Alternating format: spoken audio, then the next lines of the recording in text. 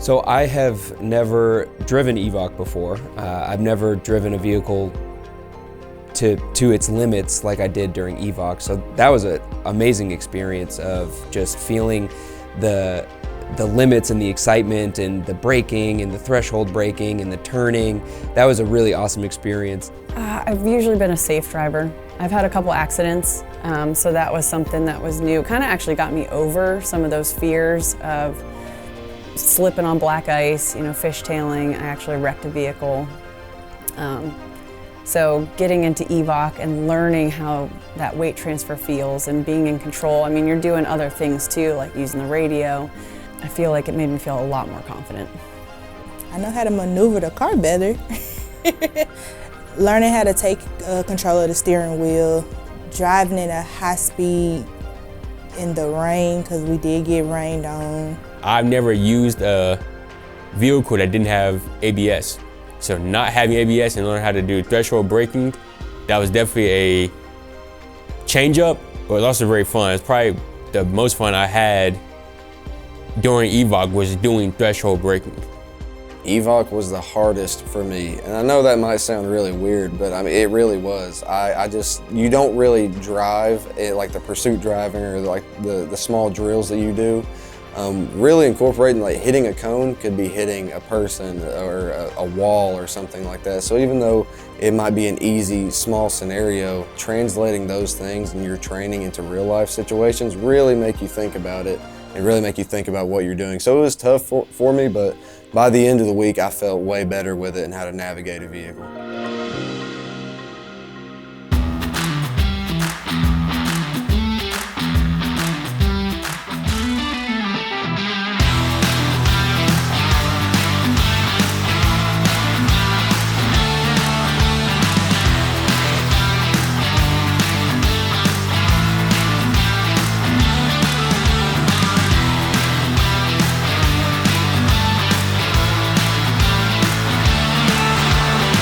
Pursuit driving, chasing somebody was 100%.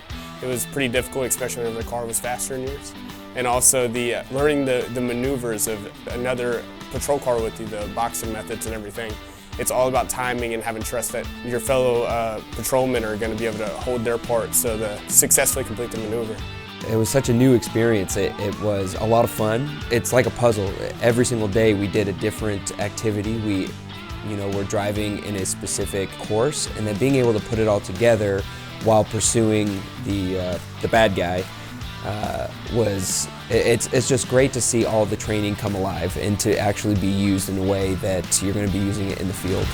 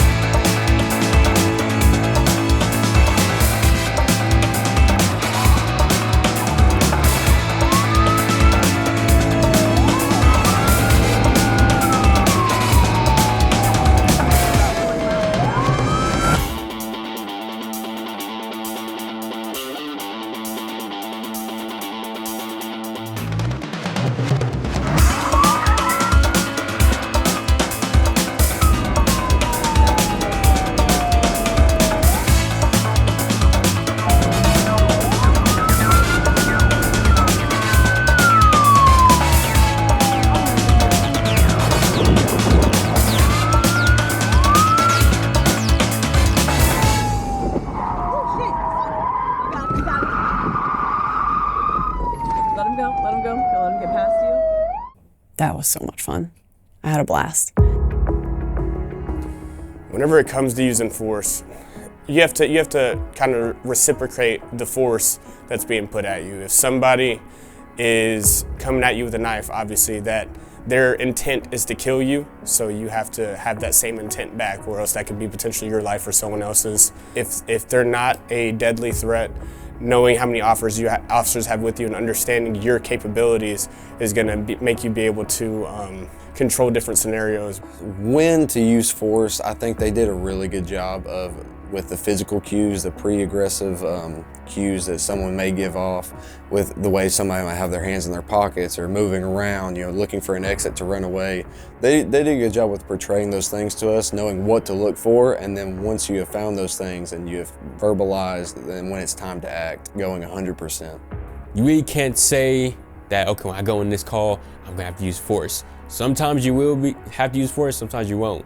And I was kind of learning that it's unexpected, but it's about knowing when unexpected comes, how are you gonna handle it? Sometimes you can just use just a pull to get them controlled, maybe a pressure point where it's not gonna leave a mark, but it gets them to comply and do what you need to do. And the pressure points are probably the biggest help. Like I said, I don't like hurting people. However, if I need you to comply, I need you to comply. Pressure points is probably the best thing to learn for someone like me, where you don't really want to hurt somebody, but you need to change behavior. Even though it is a training scenario, we're trying to get in our heads that if they take your firearm, there's a possibility that you're dying. So it was something that we all took very seriously, and we did a lot of ground fighting. Every day of DT, we did ground fighting, where we were trying to take each other's weapons, and you have to treat it like a fight for your life without injuring your partner. You're all in class together, but it's simulating a fight for your life. So it's very stressful and very tiring. When you're exhausted, you have to keep pushing through, or else you could potentially die if it's a real-world scenario. You really just think of fighting one another, but then you can get tunnel vision. You're just trying to control the other person, and then before you know it, the main thing that you have on you is gone, and they turned it against you. It really changes you from an aggressive standpoint to more of a defensive standpoint. Scary, especially with someone who's skilled and just has that advantage on you. It's terrifying. It's kind of, in my predicament, I thought about my family. Even though it was just practice, and I know it's practice, that tunnel vision you get, I never experienced that before in my life. Lock in, just tunnel vision, take a deep breath, take a few deep breaths, and just look around. Figure out what is going on and what the situation requires. Yeah, it was terrifying.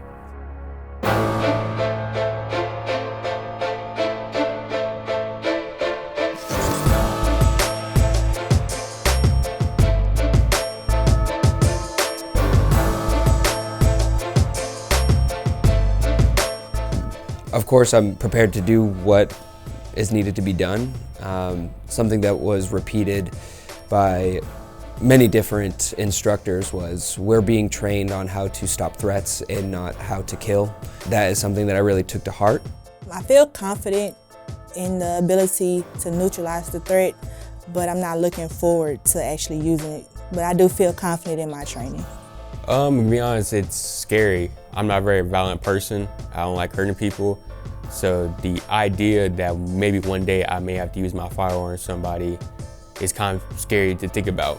But in the end, it's kind of a necessary evil. I would say it feels pretty heavy, big responsibility, knowing that the world is always watching what we do, and knowing you have to make those split-second decisions to save either your life or someone else's life. Big responsibility. I feel a lot more confident now. Going into firearms, I'd never even fired a rifle, shotgun one time in my life. I just didn't grow up like that. I know a lot of other people either went through the military, grew up hunting or something like that, and that just wasn't me. So going from where we were at the beginning to then at the end of the week in the stress course, it's made me feel 10 times more confident.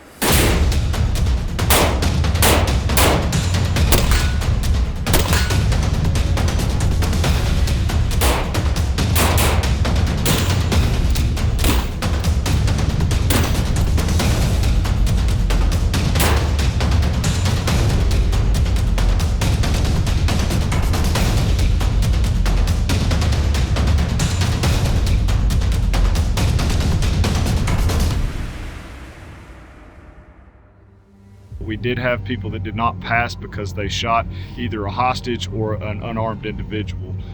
They didn't identify their target, and their shots either went into a hostage or, like I said, they shot a unarmed individual. So we're going to require a reshoot on that to get a second opportunity to pass the pistol portion.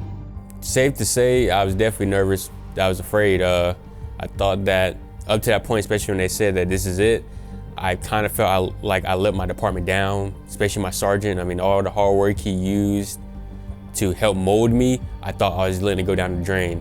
Sitting in that room, waiting to be called next, sitting in the squad car, they're waiting to go, it was kind of like, what happens if you don't pass? What are you gonna do? What's the next step? But as soon as that sound horn was to go, I kind of just forgot everything. I was like, you practiced, you've gotten here, so it's now time to put all that practice and hard work and dedication to the test. The stress course was one and done, that if I failed, I've been out.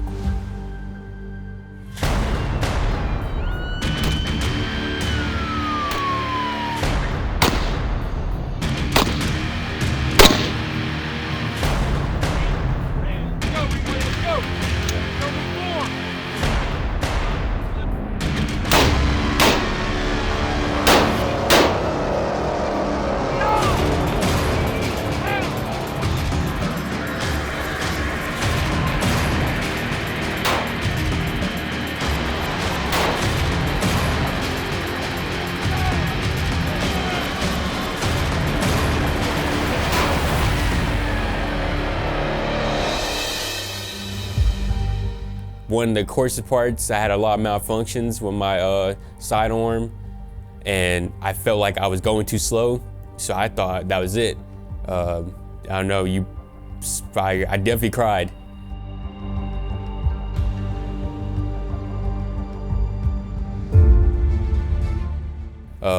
When they told me I passed, especially with the score I got, it was kind of like that pressure has been relieved, but it also made me know, like, hey, you know, this ain't a joke. And if you really want to stay in this game, you know, you gotta make sure you're putting 100% no matter what. And I just went. I didn't know I was done until I got to the end, and they're like, all right, you're done. And even then, I thought I failed. When you think of firearms, at least in my head going into it, I was thinking, you know, basic, you know, just shooting at a target.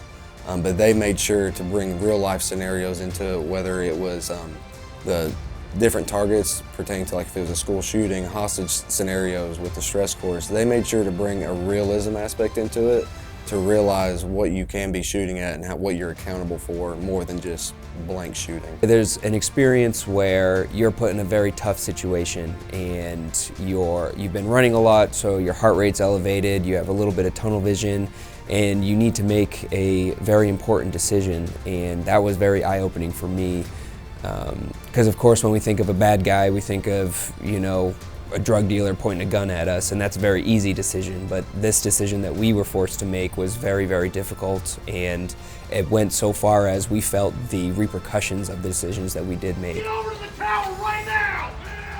Move your ass! That was really amazing to take away. It happens on Thursday, just so you know.